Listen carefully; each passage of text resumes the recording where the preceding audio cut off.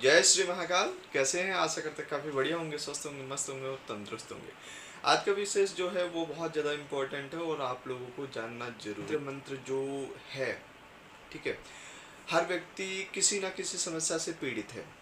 हर व्यक्ति तंत्र मंत्र के आकर्षण में, मतलब इतना ज़्यादा प्रचार कर दिया है तंत्र मंत्र का, उसके आकर्षण में आके अपनी समस्याओं को लेके कई ऐसे बाबाओं के पास जाते हैं, ऐसे कई साधुओं के पास जाते हैं, ऐसे कई तांत्रिकों के पास जाते हैं। वो लूटते रहते हैं और उनके साथ में खिलवाड़ करते हैं। कहीं ना कहीं तंत्र मंत्र को गलत बना दिया गया है। आप लोग देखते होंगे क्योंकि समस्याएं बहुत हो गई है लोगों के पास में। हम खुद देखते हैं कि जब हम चिकित्सा करते हैं तो उसमें कई ऐसे हो जाते हैं जो कि तंत्र के कारण बीमारियां आ रही है, या फिर प्रेत के कारण बीमारियां आ रही है, या फिर पितृदोष के कारण से बीमारी आ रही है। इसकी मैं अलग से वीडियो बनाऊंगा कि पितृ के कारण कौन कौन सी बीमारी होती, प्रेत के कारण कौन कौन सी बीमारी होती है, तंत्र के कारण कौन कौन सी बीमारी होती है। इसके लिए डीप साइंटिफिक हम लोग समझेंगे भी, ठीक है। तो आज हम लोग समझते हैं कि जो कथाकथित जो आजकल तांत्रिक है, जो साधक है, बहुत ऐसे हैं जो कि जो बकरी होती है, बकरियों का बलि देते हैं, बच्चों की बलि देते हैं, उसके कारण कुछ शक्ति अर्जित कर लेते हैं। शमशानी जो क्रिया होती है उनके पास में बहुत लोग जाते हैं, जिसके कारण कहीं ना कहीं वो शोषण का कारण हो जाता है। कहीं ना कहीं महिलाएं जो जाती है, वो आजकल न्यूज़पेपर में भी आ रहा है और न्यूज़ चैनलों में भी आ रहा है कि उनसे कहीं ना कहीं दुर्व्यवहार हो रहा है और दुराचार हो रहा है, यौन शोषण हो रहा है, जो कि इन चीज़ों को गलत कहीं ना कहीं बना देता है। परंतु जो ये चीज़ है, जो तंत्र मंत्र है, कहीं ना कहीं हम लोगों के लाभ के लिए ही बनाया गया था। आजकल इसे अभद्र तरीके से प्रस्तुत करके पूरा नाश कर रहे हैं। तो जो बकरी काटते हैं या फिर कोई भोग लेता है, इसे शैतानी विधा बोलते थे। किसी शिशु की बलि दी जाती है, नरबलि दी जाती है, उसे लोग बोलते हैं कि काली को हम दे रहे हैं, कोई कह रहे हैं कि किसी और को दे रहे हैं। कोई भी माता है, वो माता अपने बच्चों की बलि कभी भी नहीं ले सकती है। पहले तो ये चीज़ आ जाता है, क्योंकि जब कोई उन्हीं माता से ही सब उत्पन्न है, चाहे वो इंसान हो, चाहे वो जानवर हो, चाहे वो पशु हो, चाहे वो पक्षी हो, तो कहीं ना कहीं उनकी बलि क्यों मांगेंगे फिर, है ना। उन्हीं से उत्पन्न है सारे के सारे, तो उनसे बलि क्यों मांगेंगे और अपने ही बच्चों की बलि मांगेंगे। ये तो कहीं ना कहीं उनकी मानसिकता है, उन लोगों की मानसिकता है, और वो चीज़ कहीं ना कहीं गलत हो जाती है, ठीक है। भारतीय जो तंत्र विधा है, जो विज्ञान है का उसके जो क्षेत्र है पूरा, उसके आध्यात्मिक विज्ञान कहा गया है। जो जैसे एक अलग से विज्ञान बोला जाता है, इसी तरीके से इसे आध्यात्मिक विज्ञान बोलते हैं। इसमें साधक और अपने शरीर को शोधन करता है, जो जैसे शुद्धिकरण करता है, अपने शरीर के अंदर के जो शक्तियों को, ऊर्जाओं को जागृत करता है, ठीक है। और चक्रों को जागृत करते हैं, कुंडली को जागृत करते हैं, मंत्र को जागृत करते हैं, और कहीं ना कहीं मोक्ष का उसमें लाभ मिलता है, ठीक है। इसमें जो तंत्र के आधार पे, अगर तांत्रिक कितने प्रकार के होते, तांत्रिक के दो प्रकार के होते। जैसे पहला जो तांत्रिक होता है वो देव तांत्रिक बोला जाता है, दूसरा जो तांत्रिक बोला जाता है वो आसुरी तांत्रिक बोला जाता है। और देवतांत्रिक में चार प्रकार के देवतांत्रिक होते हैं। सात्विक होता है, राजस्विक होता है और तामसिक होता है, और तांत्रोक्त तांत्रिक भी इसमें शामिल है। देवतांत्रिक में सबसे पहले आता है सात्विक वाला, ठीक है। सात्विक में क्या आता है कि सात्विक तरीके से जो देवी देवता हैं उन्हें पूजते हैं, और जो मिष्ठान का भोग लगाते हैं, मतलब मीठे का भोग लगाते हैं, और फलों का भोग लगाते हैं। इस तरीके से ये भोग लगा के एक कुछ एग्जांपल और देता हूँ। जैसे कर्मकांडी है, जो कर्मकांड करते हैं, वो भी कहीं ना कहीं सात्विक तांत्रिक में ही आते हैं।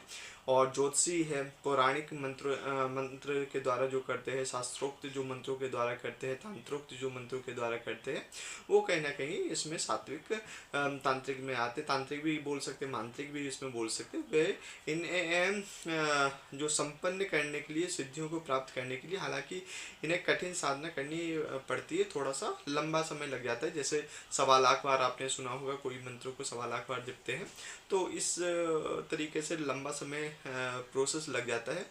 और मगर लंबे समय के बाद में सिद्धियां प्राप्त हो जाती है।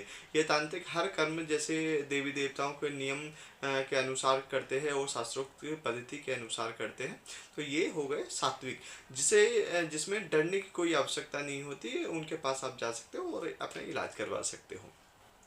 दूसरा जो आता है वो होता है राजस्विक। राजस्विक ये वो तांत्रिक होते हैं जो कि हर देवी देवताओं की साधना करते हैं। सांसारिक इच्छाओं को, लक्ष्यों को पाने की इच्छा होती है, लाभ का कहीं ना कहीं वो इच्छा होती है कि हमें इस चीज़ से लाभ प्राप्त हो सके, है ना, तो वो कहीं ना कहीं राजस्विक इसमें हो जाता है। इनकी साधना ज़्यादातर सांसारिक इच्छाओं की पूर्ति के और भोग प्राप्ति के लिए होता है।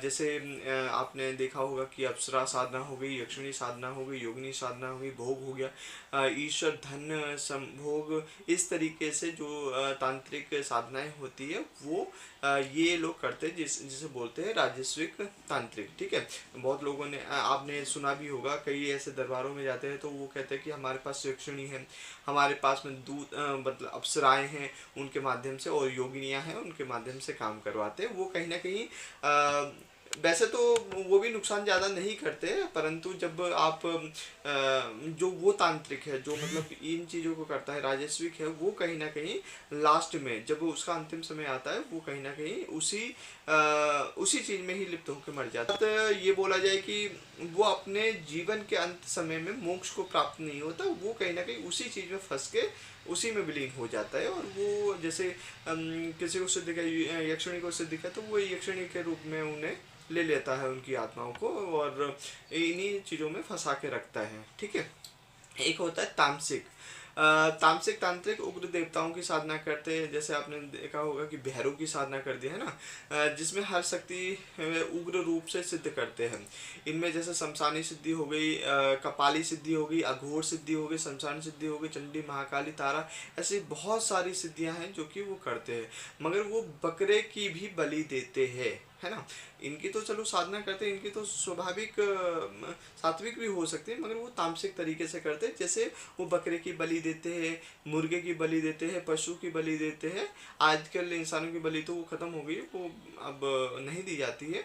और इन चीज़ों को वो करके और वो शक्तियाँ अर्जित करते हैं, मतलब मसानी शमशानी वो क्रियाओं से वो शक्ति अर्जित करते हैं। वो उनका भी गलत वो भी जब धीरे धीरे जब उनकी स्थिति आती है वो कहीं ना कहीं दयनीय स्थिति हो जाती है, और वो कहीं ना कहीं उसी चीज़ में फंस के ही मृत्यु को पाते हैं, और कहीं ना कहीं उनका जो कर्म है वो भी खराब हो जाते हैं।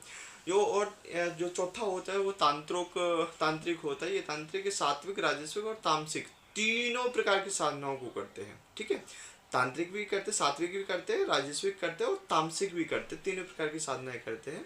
इस तरीके के जो साधक है वो उग्र व हठी होते हैं, है ना, उग्र भी होते हैं और हठी भी होते हैं। बहुत मतलब अपने हठ योग आपने सुना होगा, इस तरीके की इसमें रहती है। कई प्रकार की मालाएं होती है, तांत्रिक वस्त्र होते हैं, उन्हें प्रचार प्रसार अधिक वो करवाते रहते हैं अपना, कि उन चीज़ों को मतलब ज़्यादा तवज्जो देते हैं उन चीज़ों को और फैलाने की कोशिश करते हैं। तांत्रिक हम लोगों तक पहुंचने की कोशिश करते हैं।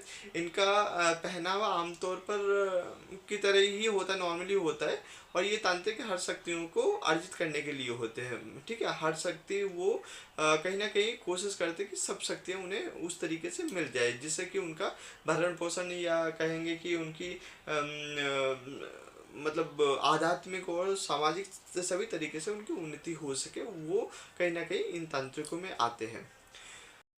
उसके बाद में जब हम दूसरे पे आते हैं जो कि जो तांत्रिक होते हैं। आसुरी तांत्रिक में सारी तरीके से वो तांत्रिक विधाएं यूज करते हैं। जैसे आसुरिक भी हो गया, है ना, मसानी भी हो गया, जो शमशानी भी हो गया, और काला जादू हो गया, काला इल्म हो गया, शैतानी हो गया, शैतानी पूजा हो गई, इन चीज़ों के कहीं ना कहीं वो करते हैं, और ये इसीलिए आसुरी तांत्रिक बोलते हैं इन्हें। और इसमें भी 4 प्रकार के तांत्रिक होते हैं। पहला जो होता है डायन व टोहनी तांत्रिक होता है ना। दूसरा होता है काला जादू, जैसे इल्म वगैरह का हो गए है ना। शूद्र तांत्रिक होते हैं, सिफली तांत्रिक होते, ये इस प्रकार के डिवाइड किए हुए 4 भागों में डिवाइड किए हैं तांत्रिकों को। पहला जो आता है वो आता है डायन व टोहनी तांत्रिक। इस प्रकार के जो तांत्रिक है डायन व टोहनी विधा सीखते हैं और वो करते भी है। इन समुदाय के जो लोग हैं ज़्यादातर स्त्री साधिका होती है, स्त्रियाँ ज़्यादा होती है, तांत्रिक होते हैं। ये लोग अधिकतर जो बुरे कर्म होते हैं उससे लिप्त होते हैं। जैसे किसी को कष्ट पहुंचाना हो गया, वशीकरण हो गया, इन चीज़ों को, और शिशु बलि तक ये देने के लिए वो करते हैं। तो ये टोनी और इन चीज़ों का हो जाता है। ठीक है। उसके बाद आता है दूसरा होता है काला जादू और इल्म तांत्रिक। ये लोग वो होते हैं जो कि सिफरी इल्म को भी अधिकतर सीखते हैं। जैसे बकरों की भी बलि देते हैं, मुर्गों की बलि देते हैं, और नर बलि भी कहीं ना कहीं वो देते हैं, और उनके द्वारा वो शक्ति प्राप्त करते हैं। और वो कहीं ना कहीं घृणा रहित तो होता है, और उन लोगों से थोड़ा सा दूर ही रहना चाहिए, क्योंकि वो कहीं ना कहीं अगर आप उनसे इलाज करवाने जाते हो तो वो कहीं ना कहीं कुछ चीज़ें लगा के आपको भेज भी देंगे और आप परेशान रहते हो। बहुत ऐसे हमारे पास भी केसेस आए थे जो कि इन चीज़ों से परेशान थे, मतलब कहीं किसी के पास में गए और वो कहीं ना कहीं और ज़्यादा परेशान हो गए। फिर उसके बाद फिर से आए हुआ हमारे पास में, फिर उनका ट्रीटमेंट हुआ और वो स्वस्थ हो गए। फिर उसके बाद आता है तीसरा तांत्रिक, जिसे बोलते हैं शूद्र तांत्रिक। ठीक है। शूद्र तांत्रिक का जो अर्थ होता है वो जाति से नहीं है। ठीक है। जाति को आप मत कहिए कि शूद्र है, वो वाला शूद्र नहीं है, ये शूद्र तांत्रिक है। शूद्र तांत्रिक में क्या होता है, जैसे जो शूद्र शक्तियाँ होती है, जैसे मानते हैं वो चंडाल का हो गया आपका, जिन्नात का हो गया आपका, चेटू करके एक होता है, एक राक्षस होता है, मसानी होता है, मसान होता है, कोकसार विधा होती है ना, नागफणी विधा होती है, दैत्य विधा होती है, राइसिन जैसी विधाएं होती है। इन शक्तियों को कहीं ना कहीं वो अर्जित करते हैं, इन शक्तियों को एकाग्र करते हैं और सिद्ध करते हैं। उन्हें मतलब शूद्र बोला जाता है। और टोना टकारी भी वो कहीं ना कहीं उन चीज़ों को करते हैं, लगाते हैं ना। तो वो कहीं ना कहीं शुद्ध तांत्रिक में आ जाते हैं। इन लोगों से भी दूर रहना चाहिए। लास्ट वाला आता है हमारा सिफली तांत्रिक। ठीक है। सिफली तांत्रिक कौन होता है, जैसे शमशानी क्रिया है ना, जिन्नात है, चंडाल है, चुड़ैल है, साकनी है, बान विधा हो गई है ना, मारण विधा हो गई, या फिर रोग विधा हो गया, टोना हो गया, टोकरी हो गई, इन चीज़ों का। या फिर सब शमशान की क्रियाओं को वो ज़्यादा वो करते हैं, कब्रिस्तान की क्रियाओं को ज़्यादा जागृत करते हैं। ये जो तांत्रिक है वो कहीं ना कहीं मतलब इन चीज़ों को ही, जो नेगेटिव चीज़ें होती है, जो नकारात्मक चीज़ें होती है, उनको ही उनसे ही शक्ति प्राप्त करते हैं वो, है ना। इसकी क्रिया बहुत बहुत ज़्यादा गंदी होती है। इनकी जो क्रिया होती है वो बहुत ज़्यादा गंदी होती है, वो और भयानक होती है। ज़्यादातर जैसे मलमूत्र को ये अपने शरीर पे लपेट के ही करते हैं, या फिर उसे भक्षण भी करते हैं। और भैंस का जो चमड़ा है उसका वो करते हैं, गंदी गंदी चीज़ों का प्रयोग वो करते हैं, है ना। इन चीज़ों को कहीं ना कहीं वो तवज्जो देते हैं। स्त्री क्रियाओं को ज़्यादातर वो करते हैं, है ना। और ऐसे मुर्दे हो गए, मांस के टुकड़े हो गए, या फिर हड्डियों से संबंधित कुछ चीज़ें हो गई, या मुर्दे की राख हो गई, उनसे क्रिया करते हैं, उन्हें जागृत करते हैं। तो वो कहीं ना कहीं सिफली तांत्रिक में आ जाते हैं, है ना। अघोरी एक अलग बात है। ठीक है। जो मेन अघोरी है वो इन चीज़ों का नहीं करता है, वो अघोरी से बिल्कुल अलग है ये, है ना। गाय या बैल की, सुअर की ये बलि अधिकतर देने का ये मतलब देते हैं ये। तो इस तरीके से आज आपने सीखा कि तांत्रिक कितने प्रकार के होते और कौन कौन से तांत्रिक होते, उनकी कौन कौन सी क्रियाएं होती, किस तरीके से वो अपनी शक्ति जागृत करते हैं। तो आज के लिए ही इतना ही। ऐसी ही वीडियो को देखने के लिए हमारे YouTube चैनल को सब्सक्राइब करें, लाइक करें, शेयर करें, और ज़्यादा से ज़्यादा सब्सक्राइब करेंगे, जिससे कि हम लोग लाइव आ सके और हीलिंग प्रोसेस स्टार्ट कर सकें। जय श्री महाकाल।